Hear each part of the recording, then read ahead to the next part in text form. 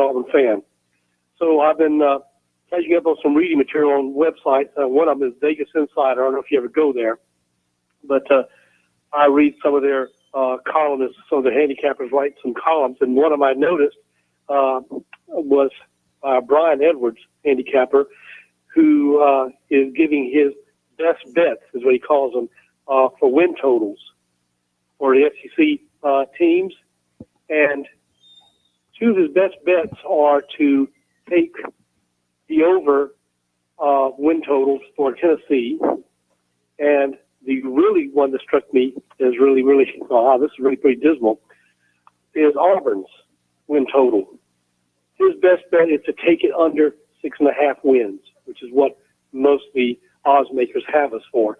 I said, wow, he's having us go 5-7. Now, I don't know what he's looking at or where he sees that kind of a dismal record. I'm quite just I found it incredulous to think that we could be even worse than we were last year. Anything is possible, but not highly likely, I don't think. But I want to get your take on that, and also what do you think leads to many of the prognosticators, or having us at least the Vegas people who make their living out of doing this. As the highest I've seen for win totals for Auburn is 7.5. And then I read Phil Steele, and I think he has us going losing either 3 games. I think that's 9-3 what he has.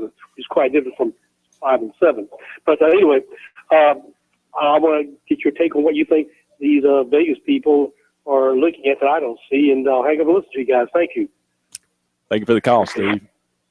Wow. We talked about that a good bit. And I said this last week. I said this on the show when I did Saturday that, I look at it and I look at the schedule and I think, well, if things go bad, I mean, if we can't, let's say the quarterback, situation, just we end up playing we even play them all 3 guys. We can't get, out of our own way there. Things go, the ball bounces away from us a couple of times.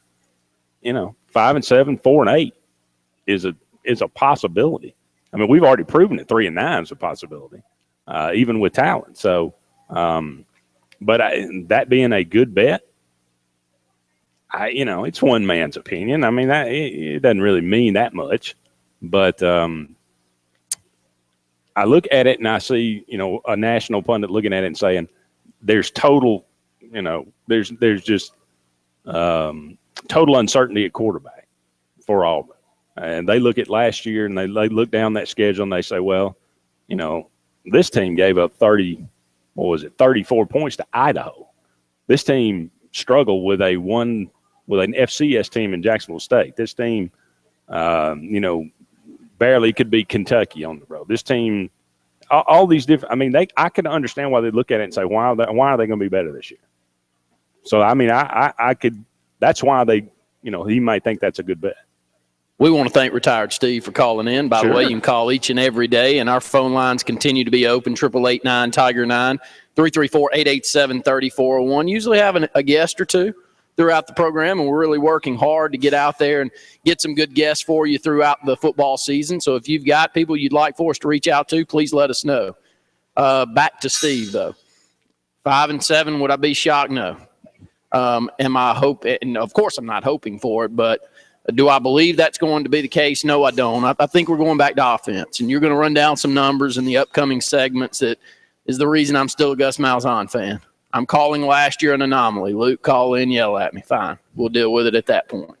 But until he proves that he can't find a guy like Franklin III or find a way to make Sean White, I don't think it's JJ, but there's many out there that still feel that way. And if it is, and he comes out and he does a Jason Campbell and a complete turnaround in his senior campaign, then I'll be all for it.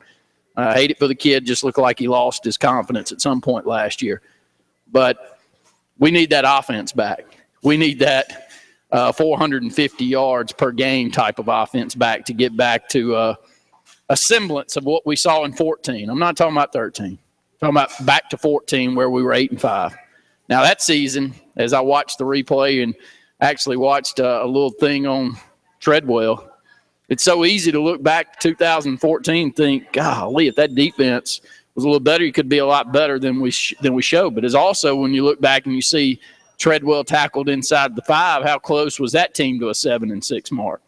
So where are we as a program? We're going to know this year. We really are. And I think the biggest question is how many wins does it take? And by the way, I'm a Malzahn guy. But where do we start jumping off the bus? Where is your break-even point? Where is it? If it goes below this, buddy, I'm worried about where we currently stand. I think that's one of the biggest questions. I hope we don't have that question. I hope we go to 9 or 10 wins and we're not thinking about that. Let's go to the phone lines, Andy. Ed, you're on Sports Call. Hey, guys. Hey, Ed, how you doing today?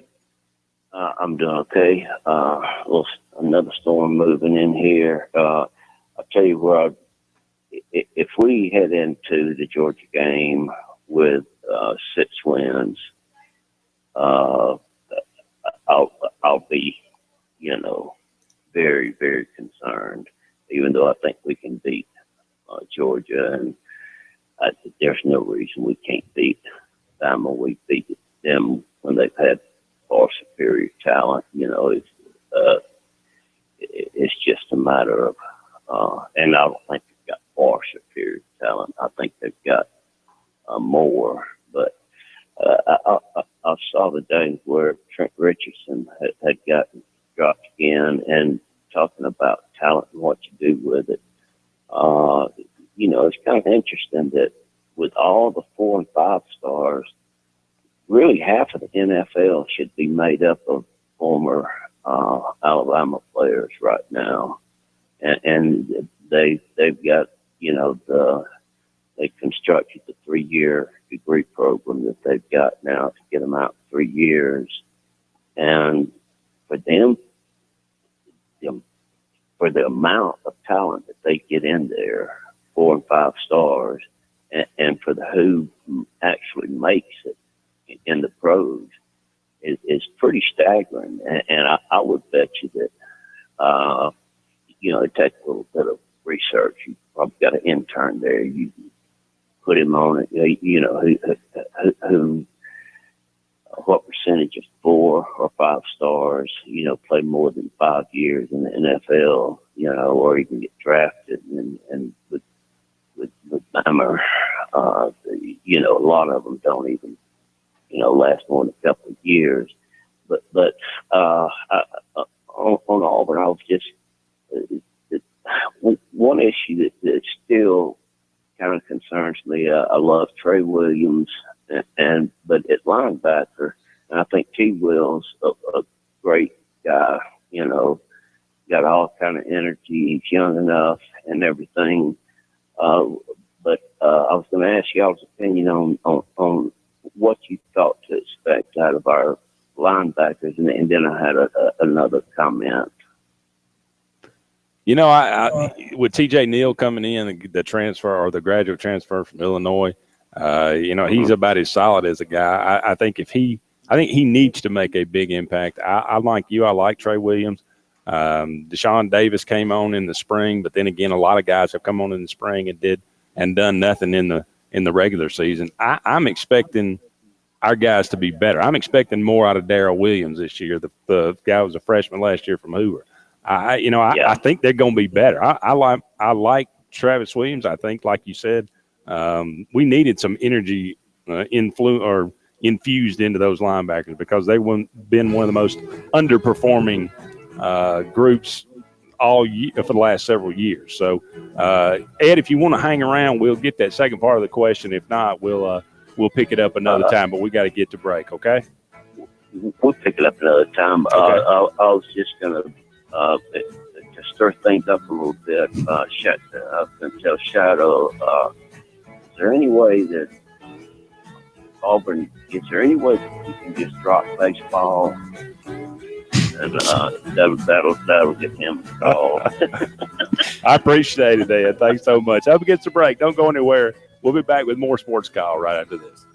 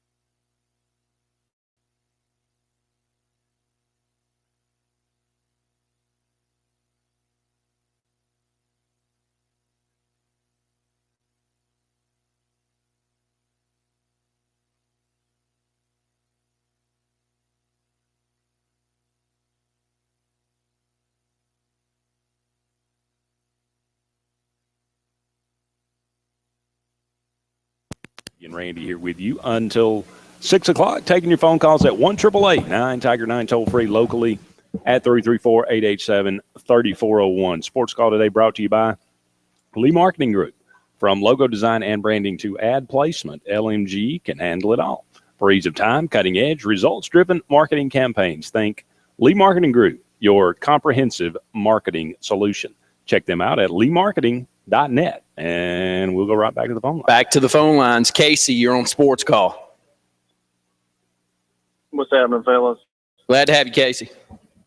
Have you guys, I've kind of been under a rock. I don't know if you guys have seen Last Chance U. Has anybody brought that up? You know, I was going to talk about that today. I have not seen it, but I want to know, because I've read so many things about it and people's impression of it, and how maybe that's changed their impression of John Franklin III. So have you seen it? I've seen every single episode. It's very interesting. I absolutely, it's on Netflix. I encourage everybody to go out there and watch it, not just to kind of, you know the old saying about sausage, everybody likes to eat a hot dog or have sausage, but nobody likes to watch it get made.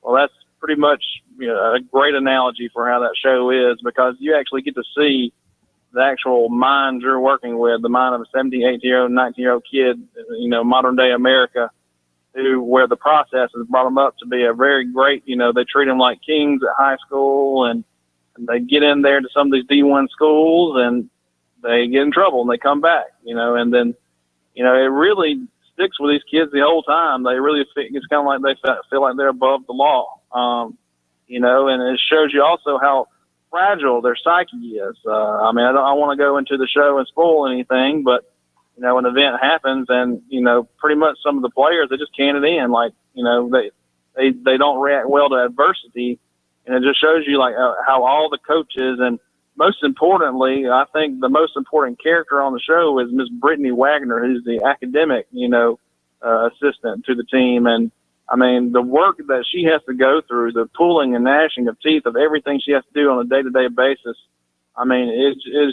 it's crazy of how the process actually goes, even at the JUCO level. As far as JF, John Franklin, they call him JF5 on the show. I'll be honest with you, fellas. I'm going to probably spoil. He doesn't play a single game except for the very end, and he only plays half the game. Now, he's got great rushing yardage. He doesn't pass that much, but it really makes you wonder, does this kid even have it, and why was he recruited? I'll be honest with you, because he doesn't show anything except for half a game on the field. Other than if they were going to recruit him as an athlete or somewhere else on the field, I could see maybe that, because he's really fast. But as far as him being a quarterback, he did not show the skill set at the quarterback position to be balanced as far as throwing the ball, making completions, having a good completion rate. I just didn't see it. Also, he's got a huge ego, huge. But I'll bounce it back to you guys, and don't hijack the radio show. What do you guys think about that?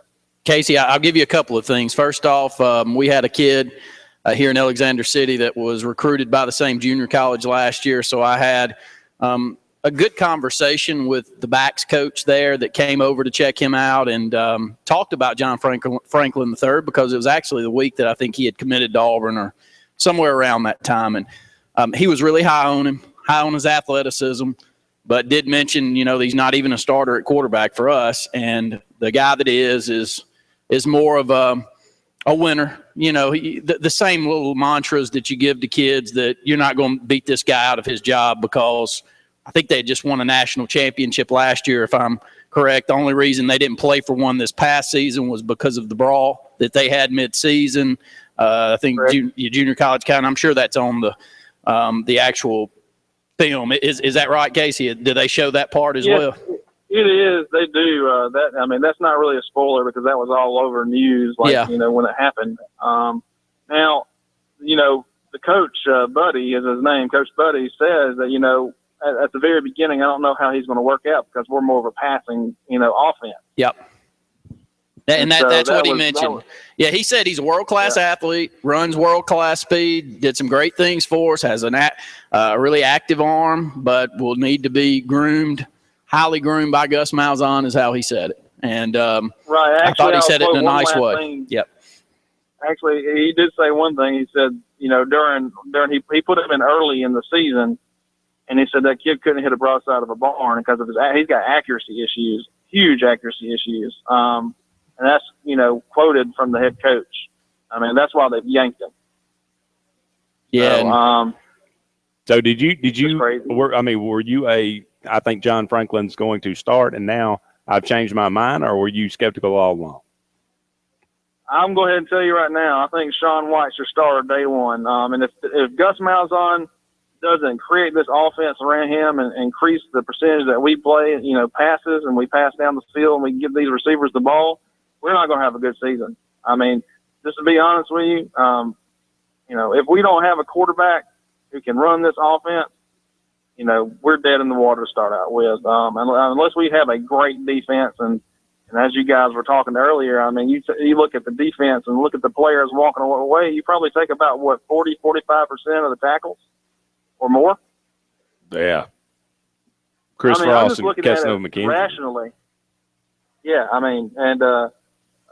you just look at it rationally, that's most of the tackles. Now, yes, this transfer coming in, he could be really good, and he may be, really good, but it's also going to depend on, the offense. The offense is what really gets us the wins in the end, because you got to put points on the board and you got to try to stop as many points and get on the board on your defense. But the offense will absolutely affect the defense if you leave them out there every play.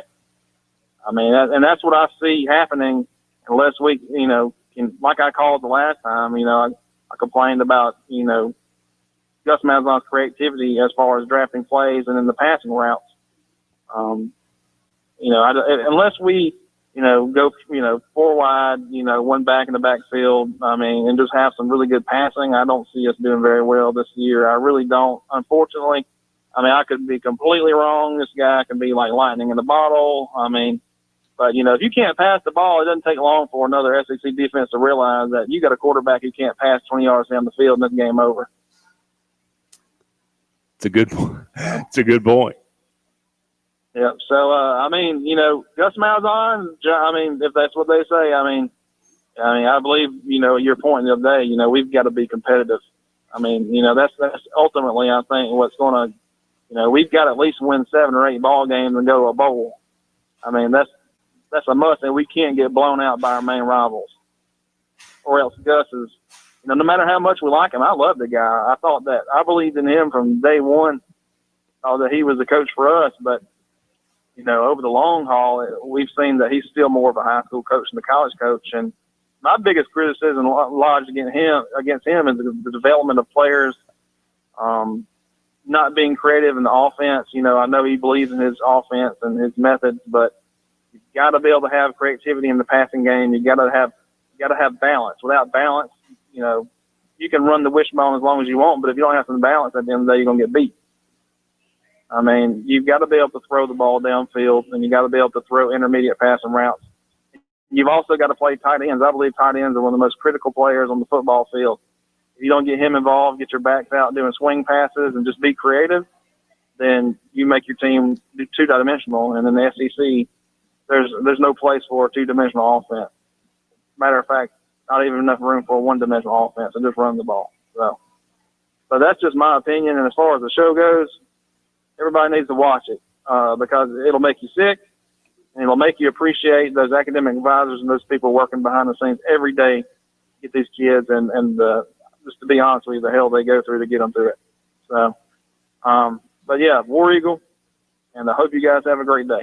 Casey, thanks so much for the phone call. We're not going to go back to the phone lines now because we've got Shadow on. I don't want to go to Shadow because I want to give him plenty of time to talk. I will take this time to say you're exactly right, Casey. Brett Pritchard that sits up here normally, his mother used to be a counselor here at our local high school. And I'm telling you, the ones that really care, that really push kids and help them and mentor them, it's a completely different than when you get, and I'm not saying we don't here. I'm just saying I've been privy to watching the ones that really care and how much of an effect they have on those kids. Up against the break. Hopefully when we come back, we'll be joined by Brian Matthews from auburnsports.com. Don't go anywhere. More Sports Call on the way right after this.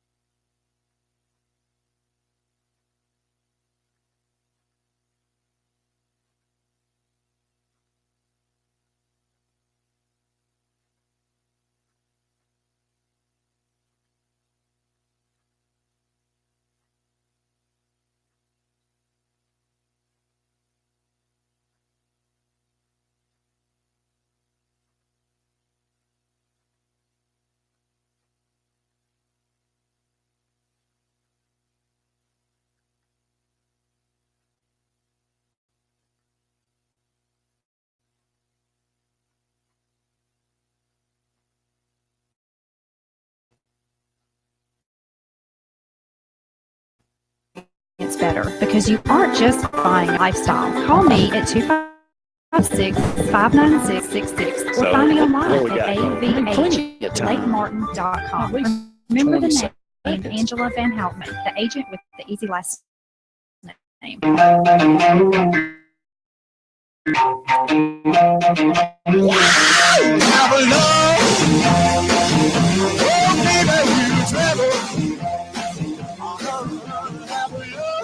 Welcome back, everyone, to the Tuesday edition of Sportscall. Andy and Randy here with you until 6 o'clock, taking your phone calls at 1-888-9-TIGER-9, toll-free locally at 334-887-3401. And we'll go to Shadow. Yeah, next best thing. We didn't get Brian Matthews. Hopefully we'll catch up with him in the next couple of segments. But if not, he called and we told him to call back. We've got Shadow. A VIP on the line. Shadow, you're on the line, buddy. Well, I appreciate y'all taking my call. And Casey, now that's the name of the guy that just got on here? Correct. Yes, sir. Okay. Let me share something. Everything you just said, absolutely correct. And I want to tell you further, and all you people out there that hype Auburn up and want to pull the wool over our eyes. I've talked to people also about that showing on Netflix that that John Franklin has in pressing. Others have said he is not a leader. He makes fun of coaching. Furthermore, he cannot. Let me say this too. Ain't nobody out there should be mad at John Franklin. Ain't nobody out there should do for the picnic quarterback because it is a man named Rhett Lashley that has recruited this man, and basing that we know he made this decision based on one half of football. And why wouldn't he go after this guy? Because Auburn has shown a pattern of wanting to run the ball. I'm just telling you, you're setting yourself up for another perfect storm at Auburn. Some of us, like me, have said you ain't got but one quarterback out there, and his name is Sean White. Now y'all just, I want you to give me your opinion of Casey's call. What did you think about it? Oh, I thought it was great. I mean, I think I don't disagree with anything he said. I didn't watch the show. I have not seen it yet. But from everybody's, or from most of the comments that I've seen about it, it changed a lot of people's opinion of John Franklin. Everybody out there, all you Auburn fans that want to call in and bash the Shadow and bash others that want to say negative things, time has a way of proving whether me or Casey or others who love Auburn enough tell the truth. Also, that Gus Malzahn has shown a pattern of not being creative in his offensive game plans, of not expecting his coaches to coach up the players. Brian, is this why you're not calling? Because you didn't want to have to answer to the truth? That there's going to be, right now, there might be 10 or 20 people that might publicly talk about the truth, but in about a short period of time, there's going to be a couple of 100,000 people in this state that's going to be tired of it and sick and tired of it, and there's going to be some heads rolling at Auburn University. Thank you. Appreciate it. Great call. And let me just say, Brian will pretty much tell the truth. Okay, but he's not. I mean, yeah, he works for Auburn Sports, and it's his job to cover and to put and to promote the program, and that he does. He and Jason both do that well. But if you ask them, I mean, I've asked him some pretty, straightforward questions, and he's answered them pretty straightforward. I mean, he's not one to sugarcoat a lot of things. But I'll just say that. Reason I say great call there, Shadow. Casey, of course. All the callers so far. I mean, strong opinions are always good. Give an opinion. I mean, if it's what you really believe, that's what this program's for. And if you're upset with him believing that, then call in. That's what Sportscall, for instance, is all set up for. We will take your phone calls, and you can call in every day if you choose to. Let's go back to the phone lines. Curtis, you're on Sportscall. Hey, guys, War Eagle. War Eagle to you. Glad to have you, Curtis. Yeah, I just had one point I wanted to make about Casey's call. There was one thing he said that I didn't completely agree with, and it was the part about offenses not working if they're one-dimensional. I seem to remember in 2013, we didn't have to pass very much. When Gus's offense was clicking, we could run it down everybody's throat and pretty much make them like it. And that's why I think, why not recruit somebody like John Franklin III? Who cares if it's one half of football is all we're basing it off of. If he works out, great. We might be elite again on offense. If it doesn't work out, who cares? We'll just do what we would have done if we never would have recruited him in the first place. It's a good point. 2013 seems to be kind of, when you look at Gus Malzahn's tenure at Auburn as offensive coordinator and head coach, in 2009 we were very balanced. In 2010 we were more balanced than people I think realize. In 2013, you're right. We didn't have to throw the ball. I happened to, I was looking this up. We were going to talk about this a little bit today. It's kind of insane, and I don't know if you can kind of base and say, well, in 2013 maybe we can do that again. That may have been one of those just phenomenal seasons. 1,800 yards rushing for Trey Mason, 1,000 yards, 68 for Nick Marshall, 674 for Corey Grant. Even Cameron Artis-Payne had 610 yards rushing that year. I mean, it was just insane. It was kind of a perfect storm of offensive line and scheme and quarterback dual threat and all these different things. So I understand your point, and I agree with you. That as far as, why not take a chance on John Franklin? I don't think it hurts to bring him in.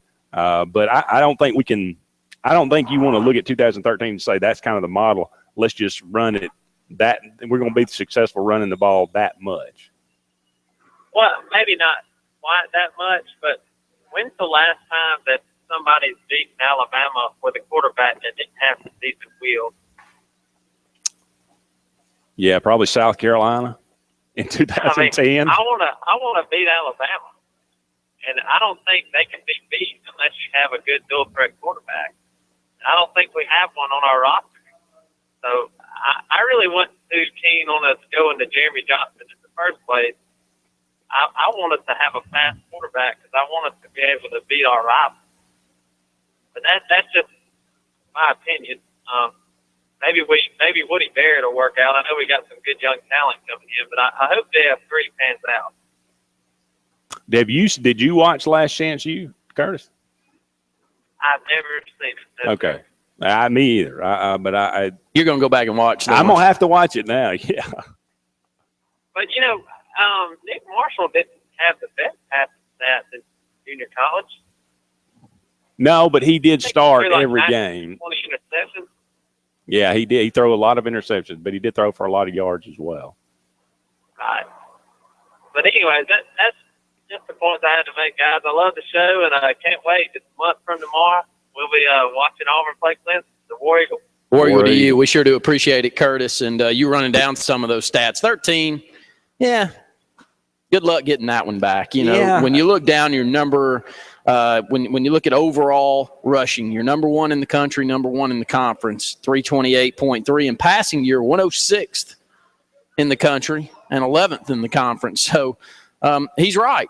Curtis was dead on. I mean, if you can be one-dimensional and make it work, we proved that you can in 13 and just don't know if times catch up to you or what. Coach had 902 yards receiving. We didn't have another receiver on the roster that had 400 yards receiving. So, I mean, again, you want to be – but I go back to 2009. You know, 212 yards rushing, 220 yards passing. I mean, I know we went 8-5, but I go back to that season. I think about I started thinking about it. We got hammered pretty good by Arkansas. We got hammered pretty good by LSU on the road, both on the road. But other than that, I mean, we lose a 7-point game to Kentucky. We should have won at home.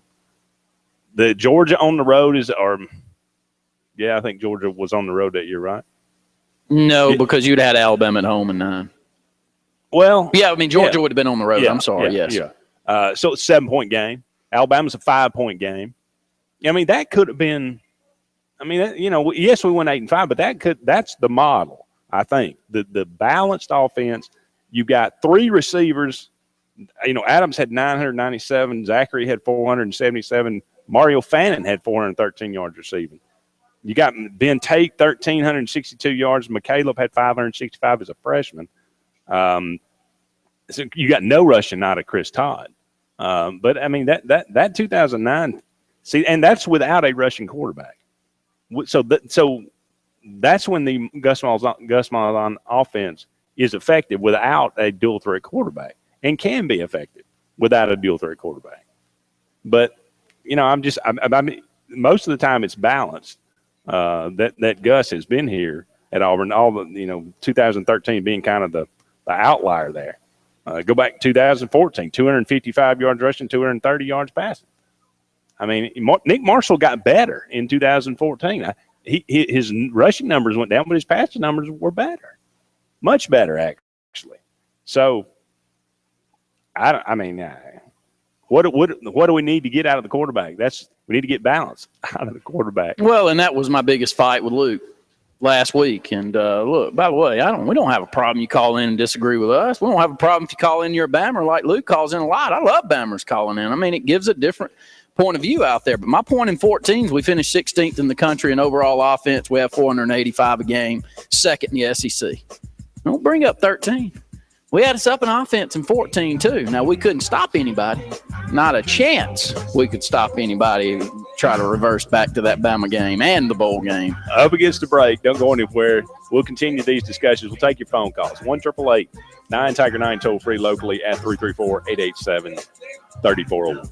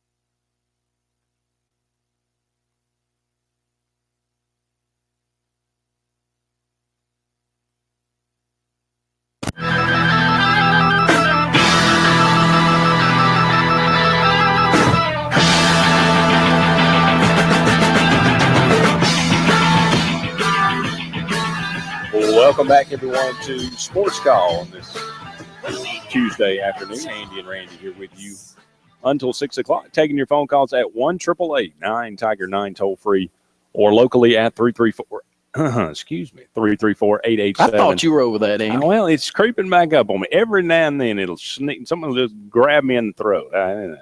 334-887-3401 would be the local number that you can call, and we'll go right back to the phone line. Let's see who we got on there, Andy. I'm sorry. Was it Luke, I believe? It is. Luke, you're on Sports Call. You mention a Bammer, and they will appear. Well, and of all people to forget, how do I forget that I've got you on the line? No problem. And people forget that I'm on the line all the time. That describes just about my entire dating life. But I'll tell you, the one thing you guys keep talking about, and people keep calling in, and they talk about running offense this and got to have a quarterback do that. I think one of the keys to being successful, and the best coaches are best at doing this, and that's adaptation. It doesn't seem like that's Gus Malzahn's forte, at least so far. I mean, arguably we only have a 3-season sample size, but the reality of college football is when you have a superstar, you have them maximum 3 years. I mean, you typically don't get a guy who's a true forced 4-year superstar anymore. The Peyton Manning days are pretty much over, and even he wasn't that great as a freshman necessarily. But Nick Marshall was pretty incredible. I mean, he was fast. He wasn't the most accurate guy you ever saw, but he could throw the ball a long way. And if he couldn't throw it a long way, Auburn loses that Georgia game. He was maybe a once-in-a-generation quarterback in some respects. So everybody's doing Franklin a disservice by comparing him to him because you're setting unrealistic expectations. I think that the key is going to be how can Gus Malzahn make this team adapt? And in that regard, I mean, I can't believe I'm saying this, but I totally agree with Shadow. I think this all falls on Malzahn's head, because even if you recruited guys that were like John Franklin, that style of quarterback this entire time, you're going to have different nuances from what Nick Marshall could do. Nick Marshall just happened to be at right place, right time. It's the same thing people trying to say, well, why don't you just go get another Julio Jones? Oh, that sounds pretty simple. I mean, they only come around. I've only seen a receiver like him in the state of Alabama once, maybe other time in my lifetime.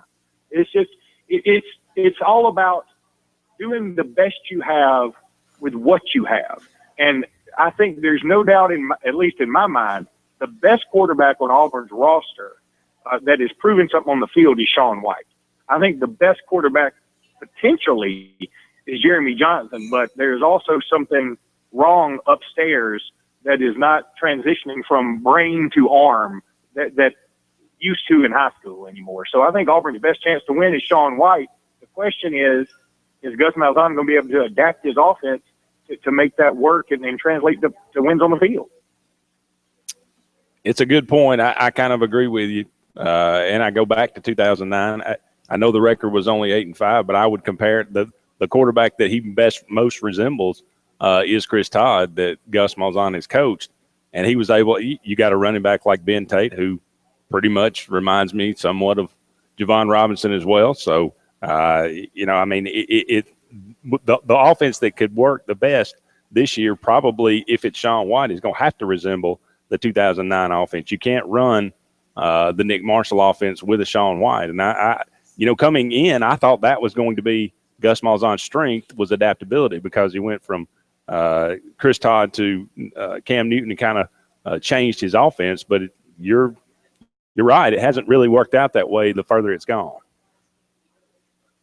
Yeah, it's just, I think the best coaches, I mean, you go back to even the days of Bear Bryant a long time ago, where he had to adapt. He had to change his philosophy. And another radio station was talking about LSU today. One of the reasons they seem to be stuck in a quagmire of 8, 9, maybe 10 wins ever since the 2011 season is because they're not really adapting either. I mean, they keep doing the same types of things. You've got to change it up somewhat. You don't have to deviate. Don't have to go complete opposite. You don't have to go from 90s Nebraska to 2015 Baylor, but I think you have to be a little bit more creative in your offense.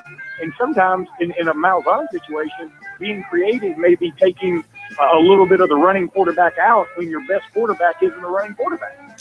Thank you for the call, Luke. We got to run. The Fox Sports Report is coming up next. Randy and I'll be back with hour number 2 of Sports Call right after this.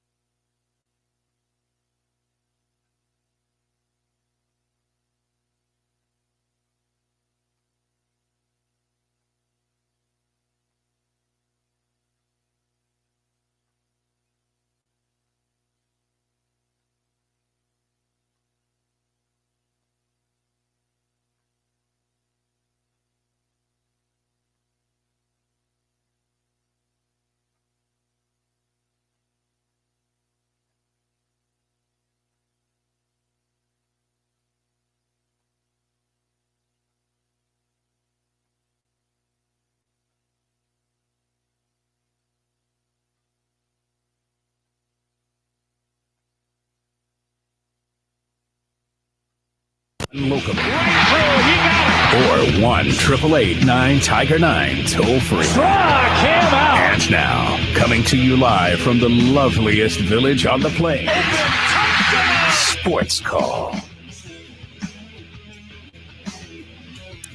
Hello again, everyone, and welcome back to the Tuesday edition of Sports Call. I am Andy Graham alongside Randy Lee, and we'll be with you for one more hour, taking your phone calls at 1-888-9-TIGER-9 toll-free, locally at 334-887-3401. Sports Call today brought to you by Home Place Mortgage and Lee Marketing Group. It's been a fun show so far, a lot of interaction, a lot of opinions. You'd almost think that the season's about here. Kind of makes sense. Practice beginning tomorrow. So we'll all get this underway, and we're talking about, of course, Auburn, what to expect, how's it all going to work out, a lot of opinions back. I was talking about, we'll go to the phone line here in just a second, but I was talking to somebody just last night, and I said, I don't know as I can ever remember the Auburn family being this divided over so many different things. Who's going to be the quarterback? You got some people that say John Franklin, some people that say Sean White. You got even some people that still say Jeremy Johnson. The offense should be this way. How many wins do we have to have? Some people say we could win 10. Some people say we could win 6. I mean, there are opinions that are going all over the map here. I can't remember a time that it was this kind of all over the place. But let's go to the phone line. Grenade, you're on Sports Call. Hey, guys. You can tell we're getting emails and stuff about practice start, and everybody's just a little bit more excited all of a sudden. We're talking about nothing's changed. We're talking about the same old stuff, but you can feel everybody's getting a little more passionate, which is exciting and why this is so time-consuming to us. Absolutely. Yeah, no doubt about it. I point out, I don't know who called in. I had his name and I forgot it, but he was saying, hey, why wouldn't you take a John Franklin? He's an athlete, and I get that, right? I mean, I do think you get athletes. Cody Burns flips to receiver. Nick Marshall, cornerback to quarterback, back to corner. That's the exception, not the rule, but it is awesome when you have those kind of athletes. I think what makes the Auburn family more concerned about John Franklin III, though, is he's not our 4th or 5th quarterback. He's number 3. And then there's freshmen coming in, I guess, right, with Woody. And without John Franklin being something more than just an athlete that can come in a kind of like a Ronnie Brown wildcat, but hey, I can throw. Without him being more than that, we're having the same conversations that we had last year, right? That we're one injury away from Jeremy's it. That's what makes that a little bit more than hey, why wouldn't you just take a great athlete? I totally agree with that, but I think we've got a little bit more of a concern at quarterback than just, he's not our 5th. That's what makes that different to me. Let me say this, Grenade, and Andy and I were talking during the break, and he's trying to talk me off the ledge with Sean White. And I'm not necessarily all the way out on the ledge because I think he is an option and a competent option, a very maybe a little better than me. Somewhere in between Pat Nix and Chris Todd. Yes. Now, and Chris Todd, when you look back at these stats, and do I think that he can give us this? Absolutely, I do. And so it kind of makes you feel that maybe that's the way you go. More that we get talking about it, because I have been the one begging for more of the versatile quarterback that can open up some lanes and go back to that running game. Maybe we don't get someone like that in there for the next couple of cycles. But Sean White, he is, without a doubt, he had some bright spots last year.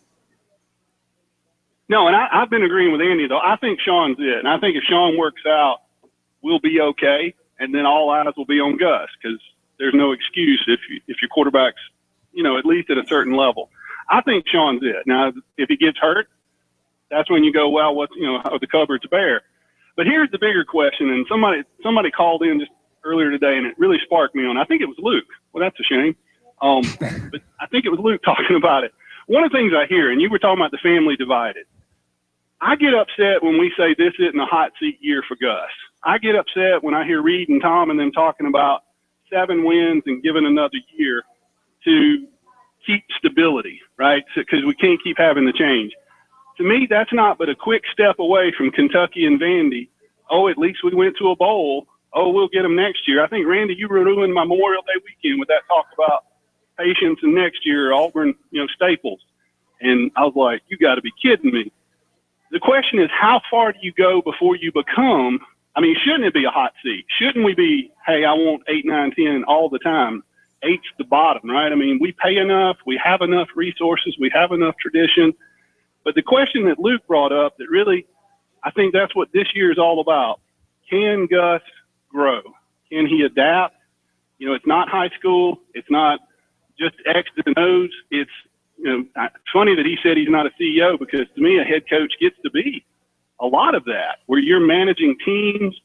You're not as hands-on. You've got to manage it a little bit more removed and trust the people below you.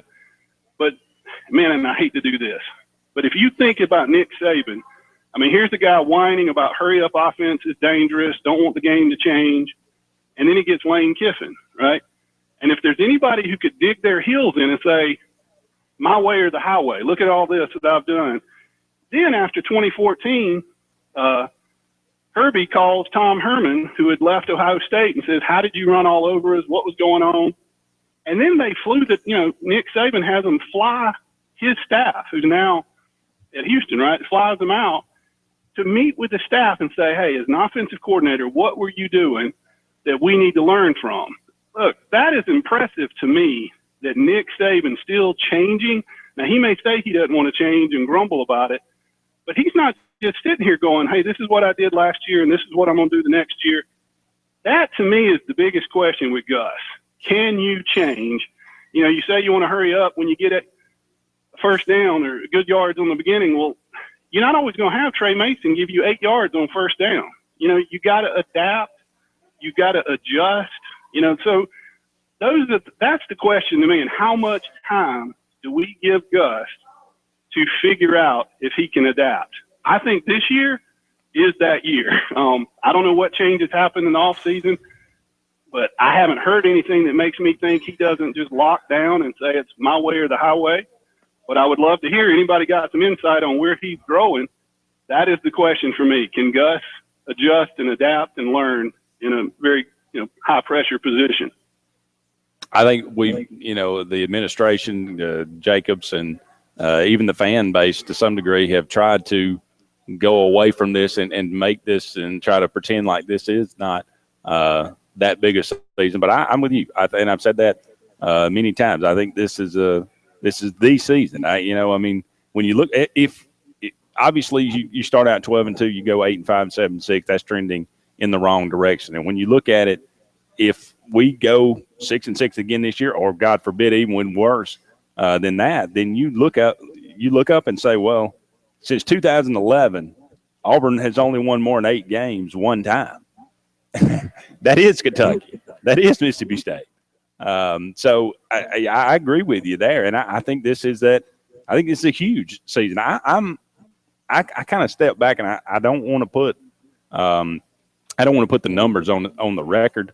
I know that's the ultimate judge, and I know that's the ultimate judging point. But every season's different, and every record, it might not seem the same, or not be created equal. I mean, so I want to wait, and I'm going to evaluate at the end of the year. I'm not going to say if we win this many, he stays. If we win that many, he doesn't.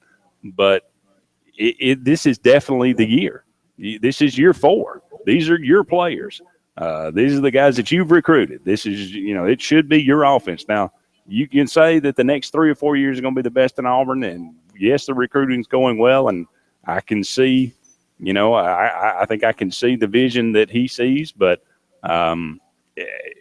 if you can't make it work with the accumulated talent that you have right now, why would I believe you could make it work 2 or 3 years down the road? Well, and I've heard you say, hey, it's a bad year and a half, and it's such a young coach at this level, right? I mean, that's what we pay $4.8 million for really not that experienced coaches. We're still learning what the anomaly was, right? Was it the last year and a half, or was it 2013? Where was the anomaly?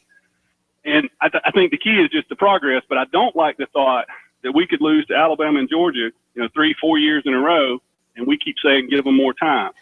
I mean, that gets to be Kentucky-like. That makes me nervous, right? And I think you and I talked about it, but A&M's key, because you got to prove that you're coming off the bottom. Arkansas is key. You got to get off the bottom. And, you know, we could turn this whole thing. If we beat LSU, which is possible at home, for whatever reason, home field actually matters in that series, we could be having a whole different conversation. I don't, like you said, I don't think I've ever been as conflicted. I could see the wheels completely falling off, and I could see us doing great. If we get that momentum, we, you know, beat the teams we should beat, it'll change everything. But I do not want to hear Auburn fans say 7 and 6 wins is okay. We'll give him another year. That doesn't seem like, you know, we're putting importance on football that we should. But great show, guys. War Eagle. Grenade, thanks for the phone call. 888-9-TIGER-9, 334-887-3401. Up against the break, Andrew. Yeah, don't go anywhere. We'll be back with more of the Tuesday Sports Call right after this.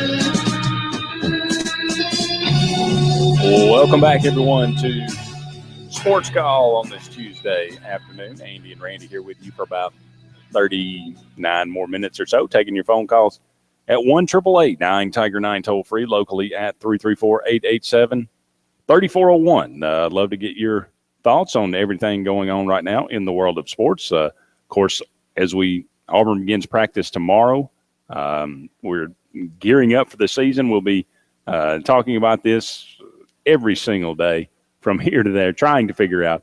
And, of course, when the quarterback is named, then we'll have something to talk about. We can speculate it now and about it now, and that's a lot of fun. But I think Grenade brings up a good point, and that's the one thing about Sean White as well. Whoever's named the starter, the one thing I worried about the most about Sean White is health. Can he be healthy for an entire season? He gets thrown in the mix last year, and he's hurt in 2 games, I think, 2 or 3 games. So just because somebody is named the starter, how long will they be there? I mean, we're anything could happen. Especially you throw in John Franklin. I mean, if he's running the ball, if that's his strength, then he's barely 200 pounds. Is he going to stay healthy? So there's so many different questions, and it's a lot of speculation. So, but we were going back. We were talking about the offense, and I want to make the point. I go back to the years that Gus Malzahn obviously has been involved with Auburn, 2009, 10, 11, and then 13, 14, 15. Very balanced in 2009, very balanced in 2010.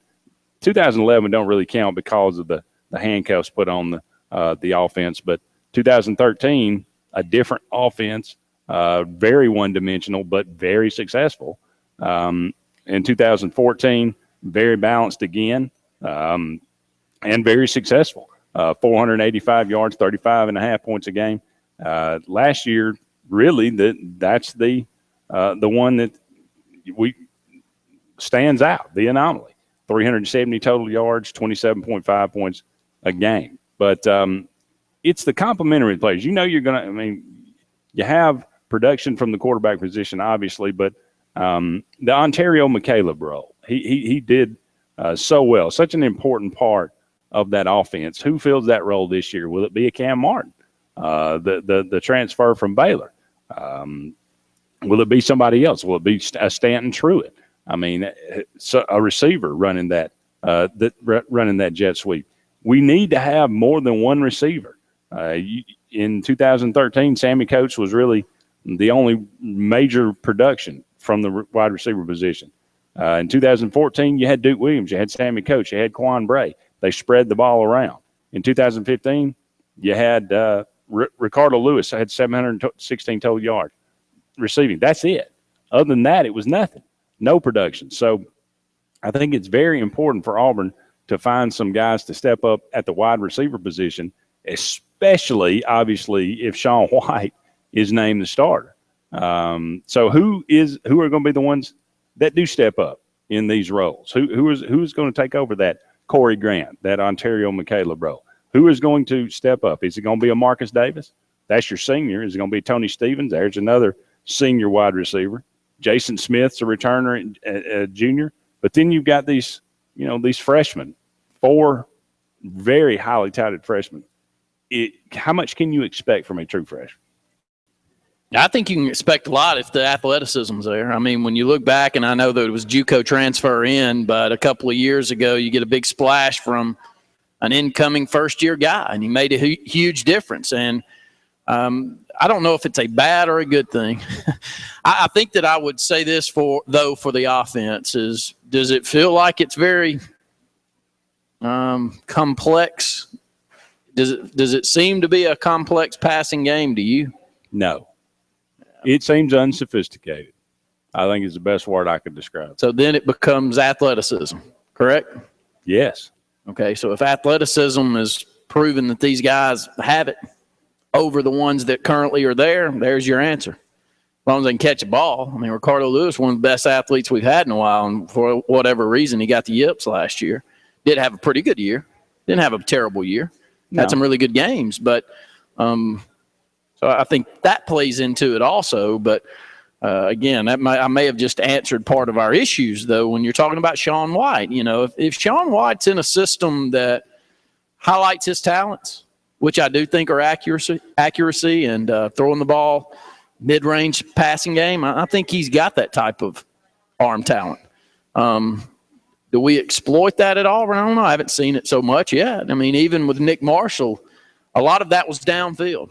A lot were big play with his strong arm down the field, not intermediary passes. Here's the scary thing. Sean White, 2015, 1 touchdown pass. Again, the system and the scheme bodes well for big plays down the field. With a passing game, when you're able to inch those secondary and safeties up in the box, hoping to stop the running game, it sets up for that. It's not. I mean, I just have yet to see an Auburn team that even look. I'm no Terry Bowden fan by no stretch of the imagination. Am I a Terry Bowden fan? But even saying that, when he had the players, now, by the way, he didn't bring the players in. That was the reason he ended up leaving. But when he had them, when Nix was a quarterback, Frank Sanders, when Damian was there, that was a passing game, and it was a dynamic passing game that show a lot of different variables in it. I don't see that so far. I'm a Gus Malzahn guy. I want him to succeed, but all we got to do is say what we see, and my eyes do not see a lot of different variations in that. So by that, are you saying Sean White is a square peg in a round hole in this offense as you see it, as it is right now? Yes. The reason I want to go back to tempo, and I'll take my chances with a guy that's mobile and can move. Hopefully we can get him to throw. Do we have? Yeah. I mean, I think that's where we are. I really do. I believe that. With all my heart. Do I think we can go to Chris Todd? Do I think Sean White can have a good year and he play as well as Chris Todd did? Nine, sure. Talk me into it, yeah. Do I think we have a chance to win double-digit games? I mean, I think that's pushing it a little bit. I really do in that type of offense. Gus Malzahn's, the true success that we've seen from him in the SEC has him being able to press that corner with a mobile quarterback.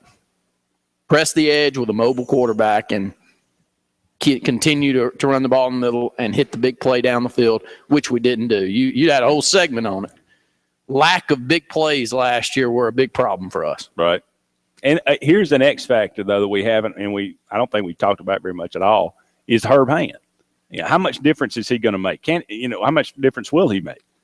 He was with Gus at Tulsa when they had that offense was just unstoppable, basically. Of course, it was the whatever that is, the Sun Belt, I guess. What I don't know, but I don't know as anybody truly can predict what kind of effect Herb Hand's going to have on Gus on this offense. So because don't kid yourself, he's going to have an input, and he's going to he's going to be a part of it. Cody Burns might have the co-offensive coordinator in his title, but I would be willing to bet Herb Hand will be just as involved.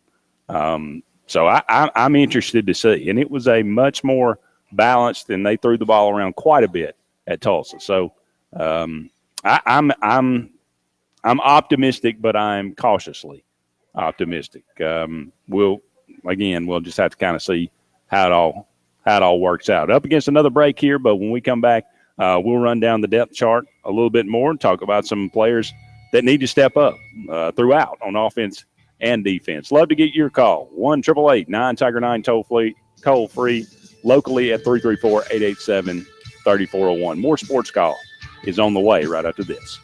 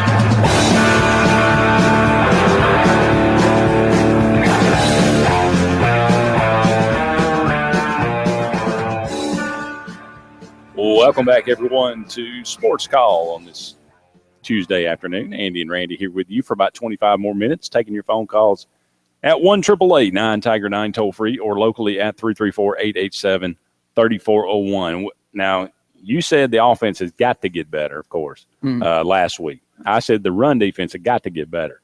If we've got a chance to improve our record last year. We've talked about offense quite a bit in the show so far. I just want to hit defense really quick before we leave this. But no coincidence that the lowest point total we have given up on average since 2009 was 2010, when we gave up 109 yards a game rushing. So much easier to defend people when you can make them one-dimensional. So much easier when you can actually stop the run as a defense. So now there are a lot of factors into it here. Think about the difference here. 2013, we had 90 tackles for loss. 2015, only 54. We almost had twice as many in 2013, just tackles for loss. 32 sacks in 2013, only 19 last year. We talked about that. Those two stats have to improve dramatically. 54 tackles for loss, 19 sacks. Giving up 45% on third down.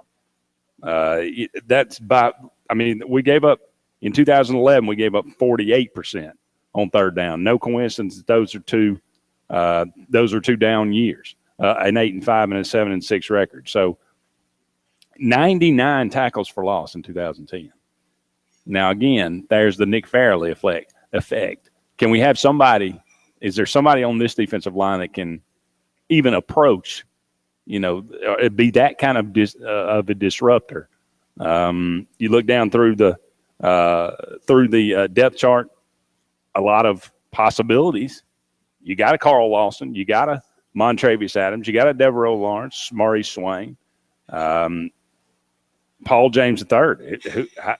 Jeff Holland. These pass rushers, are they going to be able to get in the backfield and disrupt and cause some chaos? It'd be nice. To me, the more I look at this, the more that, if you're hired as your job to do certain things, there are no excuses for this. If you're recruiting at a level that Auburn is, which is a top 10 class, 4 and 5 stars all the way across the front, 4 and 5 stars at linebacker, you can't miss that much. And when you've got 54 tackles for loss, even with one player down, not a good enough excuse for that, Andy. And I go back to many of our callers today just saying that we as Auburn fan base should expect more. And in this regard, I'm totally agreeing. I'm giving a pass to Malzahn offensively. I think we'll get it back. I hope we do. I think he's got that in him. Too many of these numbers solidify that thought. But tackles for loss, for Auburn to drop down to a measly 54 in comparison to 82 and 14 and 90 and 13. I'm not talking about just 1 year. 99 and 10. How do you drop in half? Multiple players can make up that big of a difference, but it's kind of your role. It's kind of your job to make sure that you're finding one to plug into these positions. And you're starting to talk me into that could be one of the biggest keys outside of just an overall comment that I made that offense got to get back to closer to 475 yards of offense than the 350 some odd that we saw last year.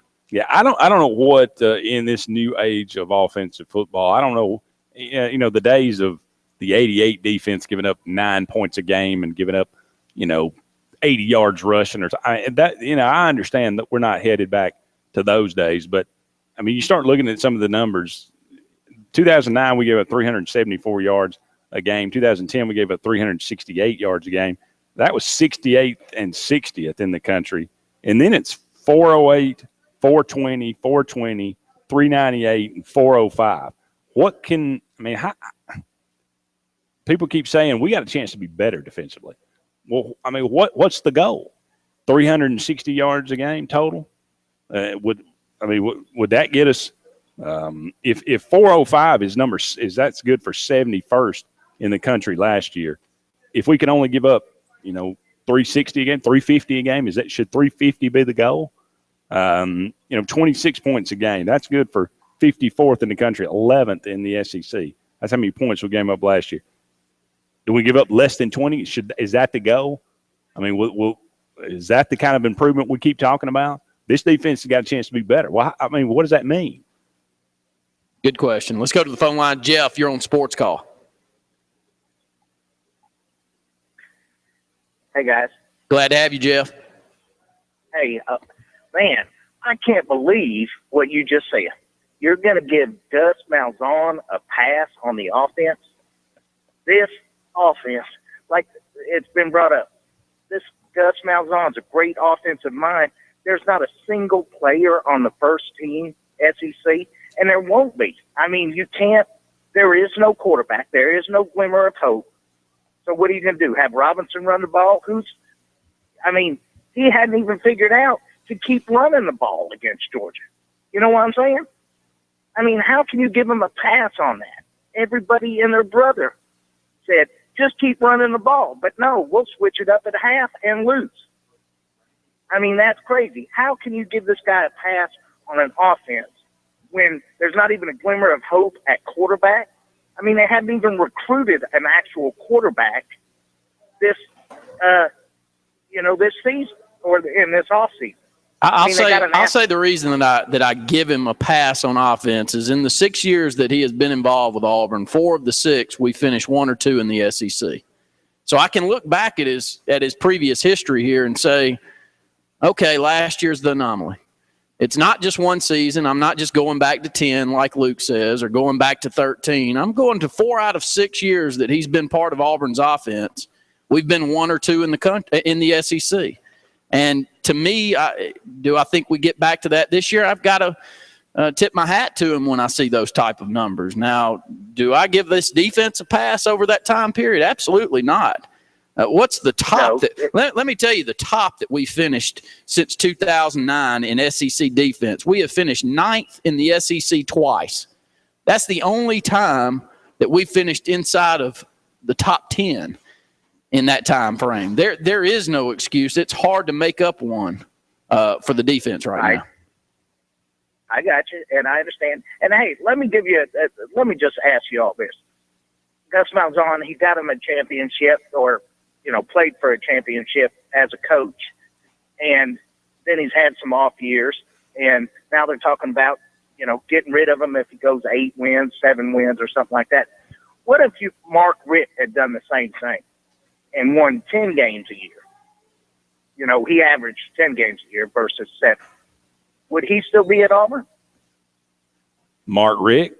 That's a good question because it's a really good question, and we've talked about that on this program. And Andy and I are more in tune with saying the problem with Georgia is you have all the pieces in place, and every one of your key rivals they've won a national title. Right. And to me, I'm in agreement with Andy that I would much rather have 10 and 13 to look back on and say that we got over the hump in 10 and we had another chance in 13 than to look at Georgia and go, I'm not sure I'm going to get any better than this. So I think Auburn fans would feel the same way Georgia. Yeah, I feel Auburn fans would feel the same way Georgia fans do, to be honest. Yeah, that's why. Okay. Well, hey, I appreciate y'all taking my call. Have a good show. No, great phone call. And look, just because we disagree or you got different insights on something, more than merrier. Please call in. We'd love to hear from you. 888-9-TIGER-9. Yeah, I mean, it's funny. Everybody's looks at it from a different perspective, and everybody, you can, and it's not to say that either person is wrong. Somebody looks at it, and I hear people say so many times, Auburn's, this program is, floundering. It's Shadow is often, quoted as saying, we're in the, toilet right now, and we all these things, and I say, well, 2 SEC titles in 6 years. It's hard to say we're not, being a successful program. I understand that, the lows are low, and I would love to, figure out a way to make it so the lows are not so low and have a few more highs. But you can't take away 10 and 13. Those did exist. Those did happen. So, I don't know. It's sports. And I go back to '88, where you say, "Are we going to ever see a team only give up 7 points per game?" But these actual stats of where you end SEC play or where you end nationally, number 81 and number 11 in the SEC, that doesn't matter whether you're giving up 7 or 14. That's in comparison to the rest of the country at that time. And since 2009, we've only finished inside the top 10 in the SEC in defense twice, and that was ninth both times.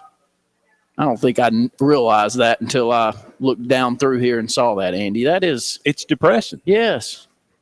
And you wonder, I mean, it'd be like growing up and I'm sure Auburn fans that grew up loving Auburn football in the 50s, 60s, 70s, 80s, and 90s, it would almost be like today's fan growing at some point looking down and 8 years into something, we haven't had a top SEC running back.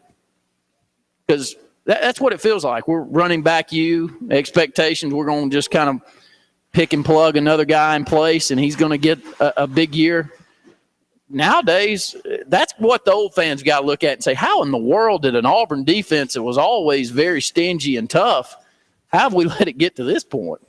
Wouldn't you think? Absolutely. I think 350 or less total yards a game and 20 points or less points per game, that would probably put us in I'm pretty sure it put us in the top 35 defense in the country, certainly top 40.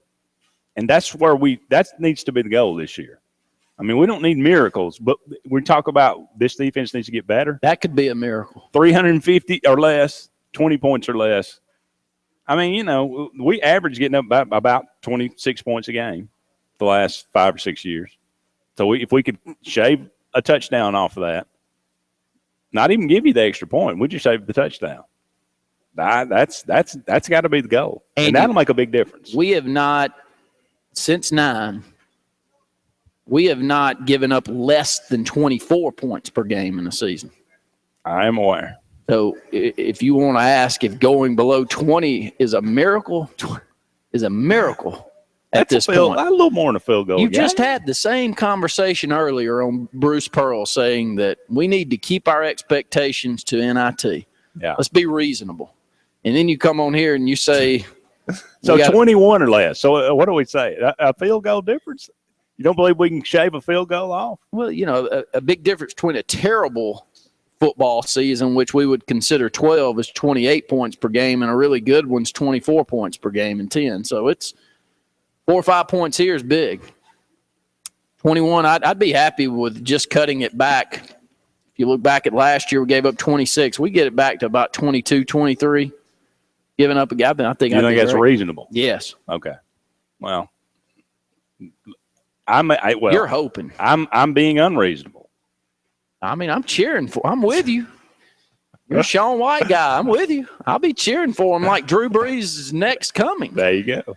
But I got to see it to believe it. Well, we're going to find out soon enough. Up against the break. Don't go anywhere. More Sports Call presented by Home Place Mortgage on the way right after this.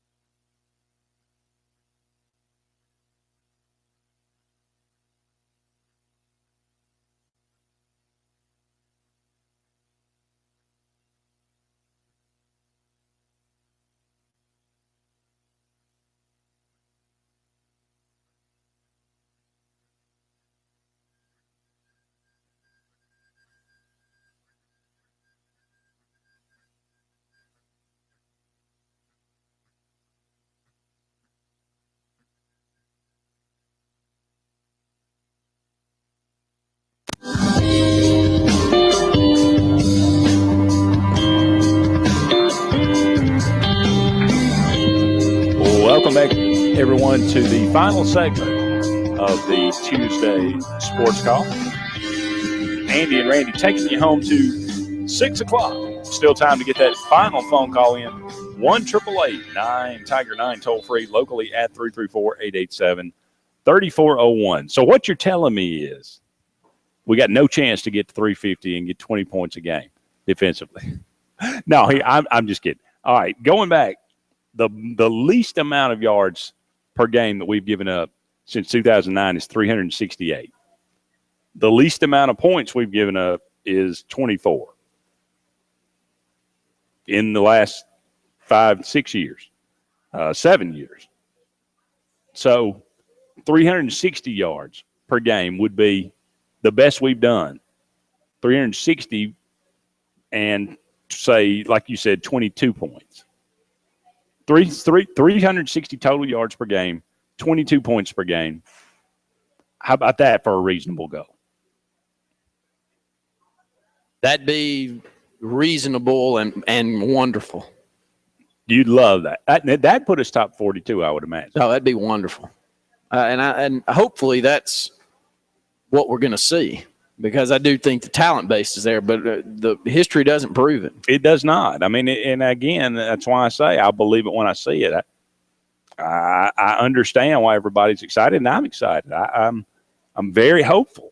You just don't have this much depth, this much quality depth, this much experience, this much talent in the front seven every year. I mean, this is that year that it has to be.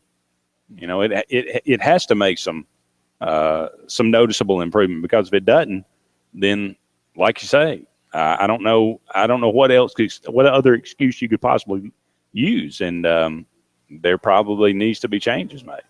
888-9-TIGER-9 334-887-3401. It's football season, and I'm telling you, the phones have been ringing today. It's been a really fun show. Again, we want to thank all of you that call in, not only on a daily basis. We got a lot of new callers that calling in today, and if you're just finding us out there, sportscallauburn.com is a great way to not only tune us in audio, but you can tune in video as well 3 days out of the week, and the other 2 days we've got great programs as well. And Andy, we're just thrilled to be up here as we head into football season. I guess this is the first time I've been on in a month or two where I really knew and felt like here it comes again.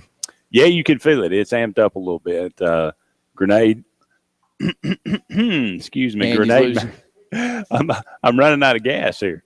Grenade made reference to that. You can feel it. There's just a little something extra. And, you know, tomorrow, obviously things will – it's going to get real tomorrow. All the workouts and all that grueling workout sessions are going to be over, and it's time for the grueling two-a-days and things to begin in this August heat. So quickly, we just got about a minute or so here on the rest of the show. I did mention, you know, pundits around the country, basketball people starting to really talk about Auburn. And just a couple of things. It was John Goodman, the one that he said he thought that, to me, this will be a successful year if they make the NIT. And I know, I'm not sure fans want to hear that, but if you make the NIT this year, then you put yourself in position to be an NCAA tournament team in year 4, which is really, with what Bruce inherited, the goal at the end of the day. Obviously, people understand that he inherited a program that he had to build, not